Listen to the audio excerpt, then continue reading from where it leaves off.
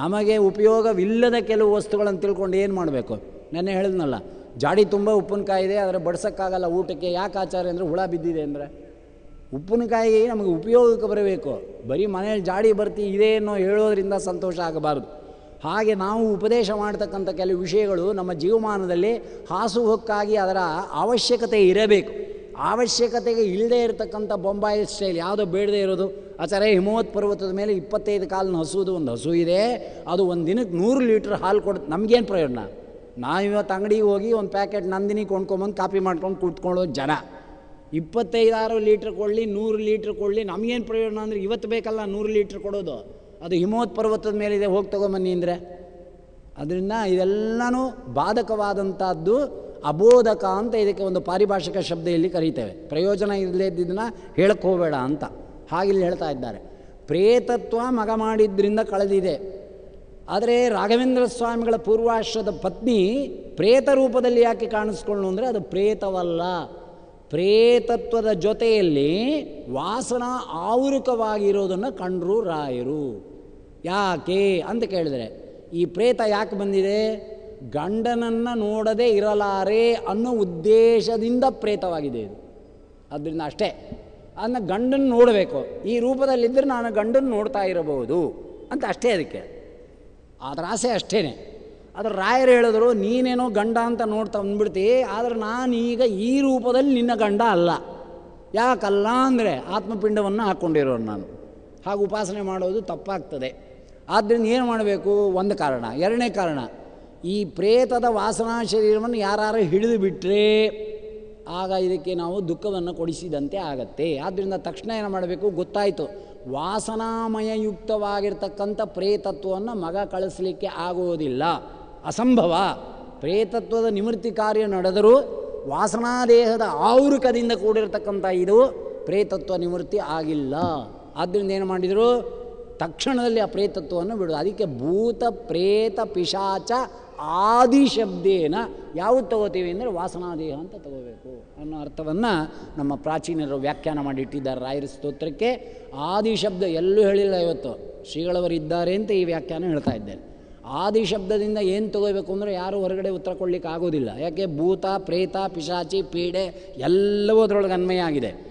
ಆದಿಶಬ್ದದಿಂದ ಯಾವುದು ತಗೋಬೇಕು ಅಂದರೆ ಈ ಪ್ರೇತ ಎಂಬತಕ್ಕಂಥದ್ದು ವಾಸನಾಮಯವಾಗಿರ್ತಕ್ಕಂಥ ದೇಹಾವೃಕದಿಂದ ಕೂಡಿದೆ. ಆದ್ದರಿಂದ ಈ 5 ಅಲ್ಲದೆ 6ನೇದಾದ ವಾಸನಾಮಯ ಜನ್ಮಾಂತರದ ದೇಹವನ್ನು ಪ್ರಾಪ್ತಿ ಇರತಕ್ಕಂಥದ್ದನ್ನು ಬಿಡಿಸೋ ಸಾಮರ್ಥ್ಯ ರಾಘವೇಂದ್ರ ಸ್ವಾಮಿಗಳಿಗೆ ಇದೆ. ಅದನ್ನು ಹೆಂಡತಿಯ ವಿಭಾಗದಿಂದ ತೋರಿಸಿದ್ದಾರೆ. ಆದ್ದರಿಂದ ಇಂಥ ಗುರುಗಳನ್ನು ಕಲಿಯುಗದಲ್ಲಿ ಕೂಡಿಸಿದಾನಾದ್ದರಿಂದ ಇಂಥ ಕ್ಷೇತ್ರಗಳಿಗೆ ಬಂದಾಗ ಯಾರು ಪ್ರೇತತ್ವ ನಿವೃತ್ತಿಗೋಸ್ಕರ ಜ್ಞಾನಿಗಳು ಪರೋಪಕಾರಾರ್ಥವಾಗಿ ಪಾರಾಯಣ ಮಾಡ್ತಾರೋ, ಆ ಪುಣ್ಯವನ್ನು ಎರಿತಕ್ಕಂಥವರಾಗುತ್ತಾರೋ, ತೀರ್ಥಶ್ರಾದ್ದ ಅಂತ ಮಾಡ್ತಾರೆ ಮಹಾಕ್ಷೇತ್ರಗಳಲ್ಲಿ.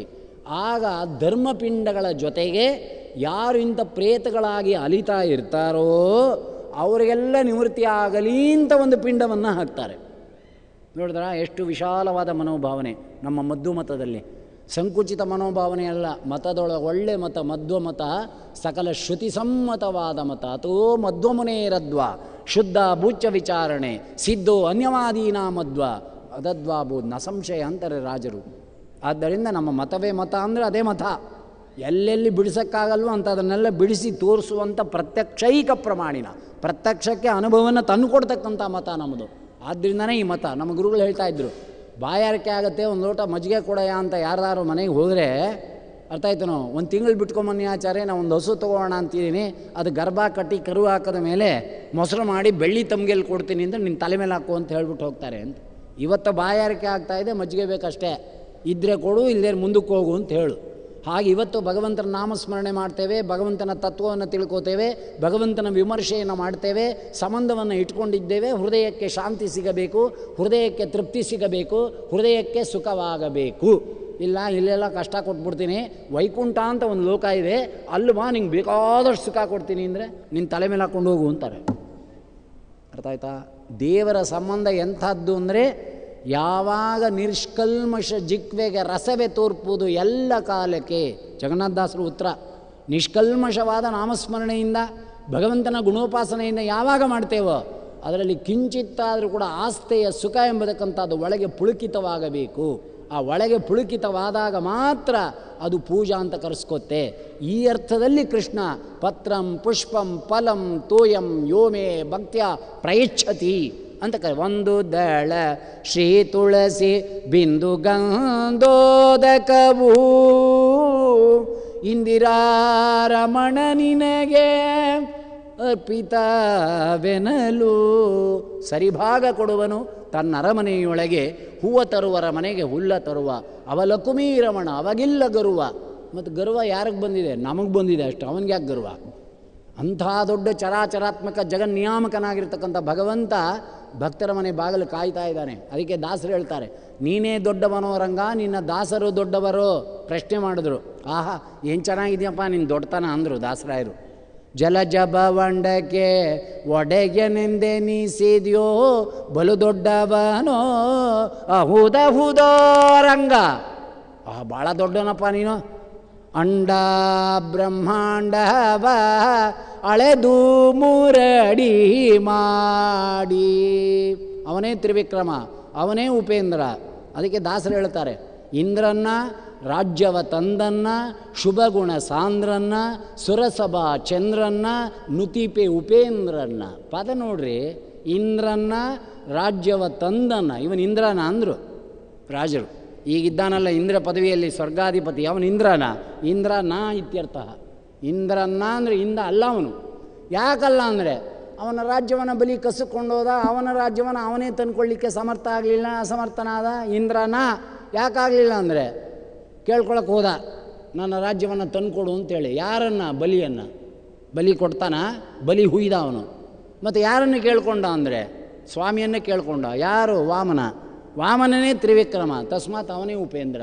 ತಸ್ಮಾತ್ ಅಂತ ತ್ರಿವಿಕ್ರಮೋಪಾಸಕರೇ ಗುರುಸಾರ್ವರಾಗಿರ್ತಕ್ಕಂಥ ವಾದಿರಾಜರು ಭಾವಿಸಮೀರರು. ಯಾಕೆಂದರೆ ತ್ರಿವಿಕ್ರಮೋಪಾಸಕರು ಋಷಿಗಳು ಎಂಬುದಾಗಿ ಶಾಸ್ತ್ರದಲ್ಲಿ ವರ್ಣನೆ ಮಾಡ್ತಾ. ಅದಕ್ಕೆ ಇಂದ್ರನ್ನ ರಾಜ್ಯವ ತಂದ್ರನ್ನ ಶುಭಗುಣ ಸಾಂದ್ರನ್ನ ಸುರಸಭಾ ಚಂದ್ರನ್ನ ತುತಿಪೆ ಮುಕುಂದನ್ನ ಉಪೇಂದ್ರನ್ನ ಸಂಗೀತ ಲೋಲನ್ನ.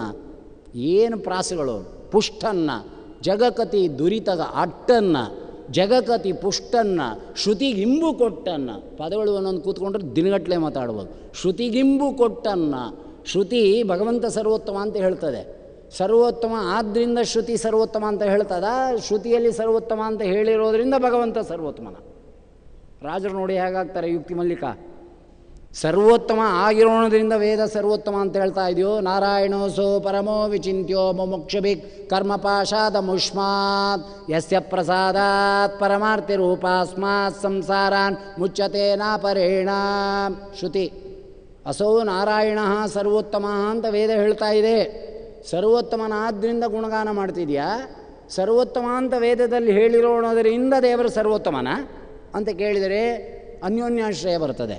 ಅದಕ್ಕೆ ಶ್ರೀಮದಾಚಾರ್ಯ ಹೇಳಿದರು, ಅಲ್ಲ ವಸ್ತು ಸರ್ವೋತ್ತಮ ಆಗಿರೋಣದರಿಂದ ವೇದ ಸರ್ವೋತ್ತಮ ಅಂತ ಹೇಳ್ತಾ ಇದೆ ಅಂತಂದರು. ಆದರೆ ದೇವರು ಹೇಳ್ತಾನೆ, ನನ್ನ ಸರ್ವೋತ್ತಮತ್ವದ ಗುಣಗಾನ ವೇದ ಏನು ಹೇಳ್ತಾ ಇದೆ ಅದರಿಂದ ನನಗೇನು ಪ್ರಯೋಜನ ಇಲ್ಲ, ನನಗೆ ನಿನ್ನ ವಾಚಕತ್ವ ಬೇಡ ಅಂತ ಸಂಬಂಧ ಕಿತ್ತಾಕದ. ಆಗ ವೇದ ಯಾರನ್ನು ಹೊಗಳಬೇಕು ಅಂತ ಕೇಳ್ತಾ ಇದ್ದಾರೆ ವಾದಿರಾಜರು. ನೋಡಿದ್ರ ಯುಕ್ತಿ ಮಲ್ಲಿಕೆಯಲ್ಲಿ ಶ್ರೀಪಾದಂಗಳವರು ಅಂಥ ಯುಕ್ತಿ ಮಲ್ಲಿಕೆ ವಿವಿಧಾಕಾರವಾಗಿರ್ತಕ್ಕಂಥ ಒಂದು ವ್ಯಾಖ್ಯಾನದ ವಿಶೇಷವನ್ನು ಮಾಡಿಸಿ ಲಕ್ಷಾಂತರ ರೂಪಾಯಿಗಳ ಖರ್ಚು ಮಾಡಿ ಅದನ್ನು ಬಿಡುಗಡೆ ಮಹೋತ್ಸವವನ್ನು ಡಿಸೆಂಬರಲ್ಲಿ ಇಟ್ಕೊಂಡಿದ್ದಾರೆ ಅಂತ ಕೇಳಿದೆ. ಅಂದರೆ ಇದೊಂದು ದೊಡ್ಡ ಕಾರ್ಯ. ಯುಕ್ತಿ ಮಲ್ಲಿಕೆ ಎಂಬತಕ್ಕಂಥದ್ದೇನಿದೆ ಅದು ಸರಳ ಸುಂದರವಾದ ನಿರೂಪಣ. ಬಾಲಸಂಗಮಪಿ ಬೋಧ ಯದ್ಭೃಶಂ ದುರ್ನಿರೂಪ ವಚನಂಚ ಪಂಡಿತೈ. ಸರಳದಂತೆ ಇರುತ್ತೆ, ಆದರೆ ಬಿಡ್ಸಕ್ಕೆ ಹೋದಕ್ಕೆ ಕಷ್ಟ ಆಗುತ್ತೆ. ಅದಕ್ಕೆ ಆಚಾರ್ಯ ಹೇಳಿದರು, ರಾಜರು ಹೇಳಿದರು, ಭಗವಂತ ಸರ್ವೋತ್ತಮ ಆದ್ದರಿಂದ ವೇದ ಸರ್ವೋತ್ತಮ ಅಂತ ಹೇಳ್ತಾ ಇದೆ. ವೇದ ಸರ್ವೋತ್ತಮ ಅಂತ ಹೇಳಿರೋದ್ರಿಂದ ಭಗವಂತ ಸರ್ವೋತ್ತಮ ಆಗಬೇಕು ಎಂಬತಕ್ಕಂಥ ನಿಯಮ ಇಲ್ಲ. ಯಾಕೆ ಅಂದರೆ ವೇದದ ಉಪಯೋಗ, ವೇದದ ಸಂಬಂಧ, ವೇದದ ಲಾಭ ದೇವರಿಗೇನು ಬೇಕಿಲ್ಲ. ದೇವರಿಂದ ವೇದದ ಅಸ್ತಿತ್ವ. ಆದ್ದರಿಂದ ಆಶ್ರಯಿ ಭಾವ ಅಲ್ಲ ವೇದಕ್ಕೆ. ಶ್ರುತಿಗೆ ಇಂಬು ಕೊಟ್ಟನ್ನ, ಶ್ರುತಿಗೆ ಆಶ್ರಯತ್ವವನ್ನು ಕೊಟ್ಟಿರುವವನು ಸ್ವಾಮಿ. ಅವನು ನನ್ನನ್ನು ವರ್ಣನೆ ನೀನು ಮಾಡೋದರಿಂದ ನನಗೇನು ಉಪಯೋಗ ಇಲ್ಲ ಅಂತ ದೇವರು ಹೊರಟುಬಿಟ್ಟ ಅಂದರೆ ವೇದ ಯಾರನ್ನು ಹೊಗಳಬೇಕು ಅಂತ ಕೇಳ್ತಾರೆ ವಾದಿರಾಜರು. ನಿಗಮಕ್ಕೆ ಸಿಲುಕದ ಅಗಣಿತ ಮಹಿಮನ ದಾಸರ ಉತ್ತರ ಕೊಟ್ಬಿಟ್ರು. ಗುರುಗಳು ಹೀಗೆ ಪ್ರಶ್ನೆ ಮಾಡಿದ್ರೆ ಪುರಂದರದಾಸರು ಉತ್ತರ ಕೊಡ್ತಾ ಇದ್ದಾರೆ. ನಿಗಮಕ್ಕೆ ಸಿಲುಕದ ಅಗಣಿತ ಮಹಿಮನ. ಪುರಂದರದಾಸರು, ಜಗನ್ನಾಥದಾಸರು ಪೊಗಳಲಳವೇ ಸರ್ವವೇದಂಗಳು. ಭಗವಂತನ ಗುಣಪೂರ್ಣತ್ವವನ್ನು ಸಂಪೂರ್ಣವಾಗಿ ವೇದಗಳು ಹೇಳ್ತವ ಅಂತಾರೆ. ಅಂದ್ರೆ ಆಗಲ್ಲ ಅಂತ ಅರ್ಥ. ಬರೀ ದೇವರ ನಾಮ ಹೇಳ್ಬಿಟ್ರಿ ಅಂದರೆ ನವೇದಯಂತಂ ಬೃಹಂತಂ. ಅನಾದಿ ಕಾಲದಿಂದ ವೇದಾಭಿಮಾನಿಯಾಗಿರ್ತಕ್ಕಂಥ ರಾಮ ಅನಂತ ಕಾಲದಿಂದಲೂ ಕೂಡ ವರ್ಣನೆ ಮಾಡ್ತಾನೇ ಇದ್ದಾಳೆ. ಇನ್ನೂ ಮುಗುದೇ ಇಲ್ಲ, ಅಪೂರ್ಣಳು, ಶಕ್ತಳು ಅಂತ ಹೇಳ್ತಾ ಇದ್ದಾನೆ. ವಕ್ಷಸ್ಥಂಗನೆ ಅರಿಯಳು ನಕಾಗ್ರ ಮಹಿಮೆಯ ಗುರು ತೊಂದ. ಇದು ಸತ್ಯವೆನುತ ರಂಗವಿಠಲ್ನ ಪದಪದ್ಮಗಳ ಪಿಡಿದು ಸಾಷ್ಟಾಂಗವೆರಗಿ ಕೈಲಾಸಕ್ಕೆ ನಡೆದ ನಮ್ಮ ವೃಷಭಾನೇರಿದ. ನರಮಾಪಿ ಪದಾಂಗುಲಿ ಲಸನ್ ನಕಧೂರಾಜನಂತ ಸದ್ಗುಣ. ಮಧ್ವಿಜಯ ಇವೆಲ್ಲ ಯಾಕೆ ನಿಮಗೆ ಹೇಳ್ತಾ ಇದ್ದೇವೆ ಅಂದರೆ, ಎಲ್ಲ ಪುರಾಣಗಳಲ್ಲಿ ಎಲ್ಲ ಸ್ಥಿತಿಗಳಲ್ಲಿ ವಿಷ್ಣು ಸರ್ವೋತ್ತಮ ಎಂಬತಕ್ಕಂಥ ಜ್ಞಾನ ಇದೆಯಲ್ಲ, ಯಾವುದನ್ನು ಬೇಕಾದ್ರೂ ತಾರಣೆ ಮಾಡ್ತದೆ. ಅದು ಮುಖ್ಯ ಉದ್ದೇಶ. ಅದಕ್ಕಾಗಿ ಜ್ಞಾನಿಗಳು ಕ್ಷೇತ್ರಗಳಲ್ಲಿ ತೀರ್ಥಶ್ರಾದ್ದಾದಿಗಳನ್ನು ಮಾಡ್ತಾ, ಭಾಗವತಾದಿ ಪಾರಾಯಣಗಳನ್ನು ಮಾಡ್ತಾ, ಯಾರ್ಯಾರು ಅನಾಥ ಪ್ರೇತಗಳು ಸಂಚಾರ ಮಾಡ್ತಾ ಇರುತ್ತೋ ಅಂಥ ಪ್ರೇತಗಳನ್ನು ಕರೆದು ಅನಾಥ ಪ್ರೇತಗಳ ಪ್ರೇತ ಸಂಸ್ಕಾರದ ನಿವೃತ್ತಿಗಾಗಿ ಪಿಂಡ ಪ್ರದಾನವನ್ನು ಮಾಡ್ತಾರೆ. ಆಗ ಇದು ನಿವೃತ್ತಿಯಾಗಿ ಹೋಗುತ್ತೆ. ಹೋಗುವಂತ ಅನಿಸು ನೋಡಿ, ಅಲ್ಲಿ ತನಕನೂ ಈ ಮದುವೆ ಆಗದೇ ಇರತಕ್ಕಂಥ ಸ್ಥಿತಿ ಕೆಲಸ ಮಾಡ್ತಾ ಇರುತ್ತೆ. ಅಷ್ಟು ದುಃಖ ಪಡ್ತಾಳೆ ಅಂತ ಅರ್ಥ. ಯಾವುದು ಪ್ರೇತತ್ವ ನಿವೃತ್ತಿ ಆಗದೆ ಹೋದರೆ. ಅದಕ್ಕೋಸ್ಕರನೇ ಅಹಂಕಾರಂ ವಿಹಾಯಾತ ಮನಸಾ ರಂಜನಂ ಪತ್ಯುಹು ಅಂತ ರಾಜರು ಹೇಳ್ತಾರೆ. ಭಾರತದ ವ್ಯಾಖ್ಯಾನವನ್ನು ತಗೊಂಡು ಮನಸಾ ರಂಜನಂ ಪತ್ಯುಹು, ಅಹಂಕಾರಾದಿಗಳನ್ನ ಮಾಡದೆ ಗಂಡನ ಅಧಿಷ್ಠಾನದಲ್ಲಿ ಭಗವಂತ ಇದ್ದಾನೇ ಎಂಬತಕ್ಕಂಥ ಅನುಸಂಧಾನದಿಂದ ಮಾಡಿದ ಎಲ್ಲ ಕೆಲಸಗಳನ್ನು ಪತ್ಯಂತರ್ಗತ ಹರಿಯ ಬಿಟ್ಟು ನಾರಿ ಬೇರಲ್ಲಿ ನಡೆದರೆ ದೊರಕೀತೇ. ಪುರಂದರದಾಸರು ಪತಿವ್ರತ ಸ್ತ್ರೀಯರಿಗೆ ಪತಿವಂದೇ ಆಶ್ರಯವೋ. ಪುರಂದರದಾಸರು, ನಿನ್ನನ್ನಾಶ್ರಯಿಸುವೆನು ನಿಗಮಗೋಚರನಿಂದ, ಪತಿವುಂಡ ಉಚ್ಚಿಷ್ಟವನು ಬುಂಜಿಪೆನು ಹರಿಯ ಕೃಪೆಯಿಂದ. ವಾದಿರಾಜರು ಅವ್ರಿಗೆ ಹೆಂಡತಿ ಮಕ್ಕಳು ಇದ್ರಾ? ವಾದಿರಾಜರು ಯಾಕೆ ಮಾಡಿಕೊಟ್ರು ಮನೆ ವಾರ್ತೆಗಳನ್ನ? 40 ನುಡಿಗಳಲ್ಲಿರ್ತಕ್ಕಂಥದ್ದು ಮನೆ ವಾರ್ತೆ ಎಂಬತಕ್ಕಂಥದ್ದು 1 ತಿಂಗಳು ವ್ಯಾಖ್ಯಾನ ಮಾಡಿದೆ ಬೆಂಗಳೂರಲ್ಲಿ. 1 ತಿಂಗಳು ಒಂದೇ. ಅದಕ್ಕೆ ಎಷ್ಟು ಶ್ರುತಿ ಪುರಾಣಗಳನ್ನು ಕೋಟ್ ಮಾಡಿದ್ದೀನಿ ಅಂದರೆ ಬೆಂಗಳೂರು ಜನಕ್ಕೆ ಗೊತ್ತಾಗುತ್ತೆ. 40 ನುಡಿಗಳಿದೆ. ಅದರಲ್ಲಿ ಹೇಳ್ತಾರೆ, ಹೊತ್ತಾರೆ ಎದ್ದು ನಾ ಕೃಷ್ಣನ ನೆನೆವೆ